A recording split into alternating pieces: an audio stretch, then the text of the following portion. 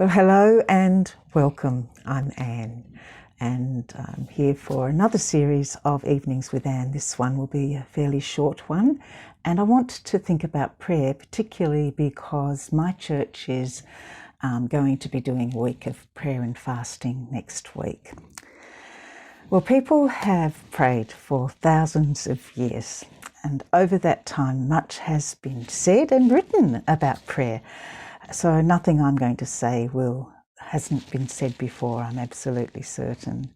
But my hope is that as I reflect on prayer, it will be both helpful and encouraging for you.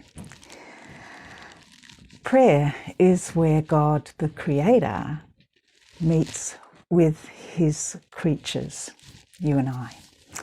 And it's so that we can meet and share time together, to just talk and listen with one another, to communicate and build relationship.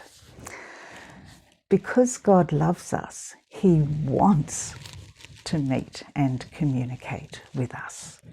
And when we reach out to him, he's delighted. Jesus once said, "Happy are those who know they are spiritually poor, for the kingdom of heaven belongs to them." This means being honest about who we really are compared to who God really is. Sometimes I stand outside and I look at the stars and see the deep, distant darkness between each one. I find myself gazing silently, aware of just how small I am compared to how large this universe of ours is. It gives me a more realistic perspective of who I am and how I fit in the large and great scheme of things. I find it's like that with God. When I want to spend time with him, it's like I'm coming into a mystery I cannot grasp. He's not limited by time and space like I am. He put the laws of the universe in place and set it all going. He is holy, pure, just. He is all goodness and all love. In the Message translation, it says this in Psalm 8.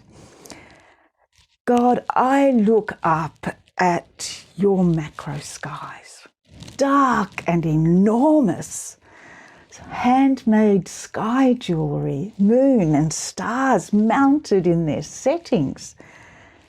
Then I look at my micro self and wonder, why do you bother with us? Why take a second look our way? Yet somehow he has a plan for me and he has a plan for you. It says in the Bible that God made you and I in his image. We have his DNA, if you like, goodness and kindness, faithfulness, love, patience, generosity within us. I don't know about you, but I often fall short of being those things. And that's why Jesus came, so that we can also experience God's compassionate mercy and forgiveness when we simply are unable to match his standard. So being poor in spirit is not pretending to be more or better than what I really am. It's simply recognizing that my life doesn't match up with who God is and what he's given within me the capacity to be. And it's accepting my need for his forgiveness. I once read some good advice. Pray as you can, And do not try to pray as you can't. Take yourself as you find yourself. Start with that. That kind of praying, whether speaking aloud or gazing through your mind's eye into God's presence, is the way to connect with God. That's when you open yourself to His love and He can embrace you with His presence. What I find so amazing is that the compassionate God of the universe, who is outside of time and space, wants to reach in to our time and our space to communicate with you and me. The mystery of that is awesome. I want to finish with a prayer by David Adams from his book Tides and Seasons. In the silence of the stars, in the quiet of the hills, in the heaving of the seas, speak, Lord.